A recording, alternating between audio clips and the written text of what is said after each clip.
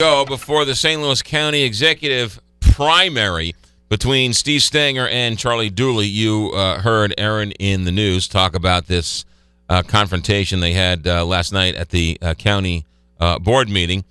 We've obtained some audio, which was originally recorded by St. Louis Public Radio, which we're going to play for here in a second. But to set up the audio. So this was also last night, Aaron O'Neill, where Mike Jones, who is Charlie Dooley's top aide, if you will, took to the podium and pointed his remarks at Steve Stenger. And this argument is over the Children's Service Fund and the $75 million it has in reserve and to what to do with this money. They don't have a quorum on the board, so they can't give away any money, so it's just sitting in this fund. And Steve Stenger, I guess, suggested, hey, maybe we could divert some of this money to help the kids in the Normandy School District. That was the context of what Mike Jones was talking about when he took to the microphone and said this. Good evening, Madam Chair.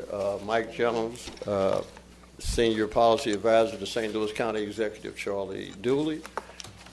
Member of the State Board of Education. I'm here this evening because Steve Stenger seems to be looking for me, and I'm not that hard to find, so I thought I'd show up this evening. And to your point, in your entire worthless political life, to address you, not Steve Stenger. I can talk to whoever I want to. And you can take a number, and after I'm done with him, I'll handle you too. In your entire worthless political life, you have never spoken to any issue that affects black children, black adults, in any shape, form, or fashion. And what I'm really taken back by, matter of fact, almost speechless, that you would think that I would let a political zero like you use black children to benefit their personal political agenda. That's not going to happen.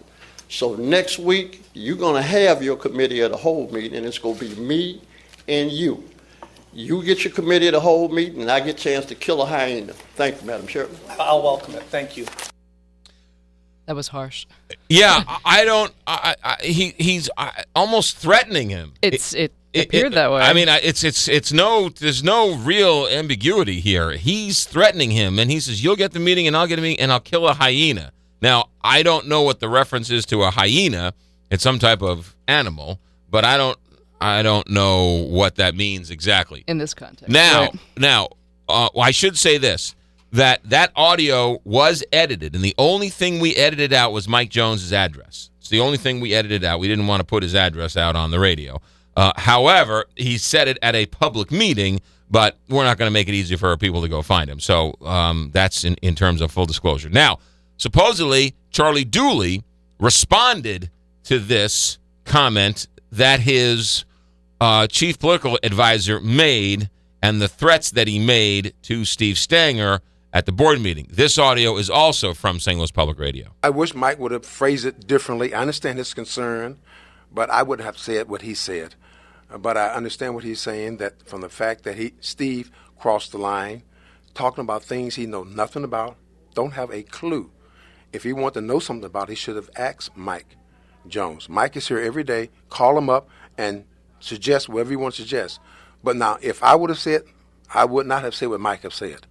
I would have challenged him in a different way. That's confusing. So, well, because he says, I wouldn't have said what he said, but I would have said what he said. I would have worded it differently. I wouldn't have said what he said, but I'm glad he said what he said. Play Charlie Dooley's clip again, because Charlie Dooley makes himself so scarce, and very rarely does he bring himself to a microphone to answer a question. These are the few words we get to hear from him.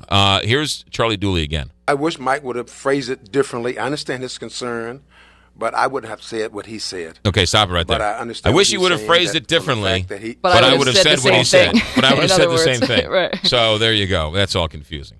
All right, so that's where it all stands right now. I'm assuming this conversation and this story is going to get a lot more attention and a lot more heat over the next 24, 48 hours. 6:40 right now. We'll check traffic, weather, and sports all straight ahead. Big 5.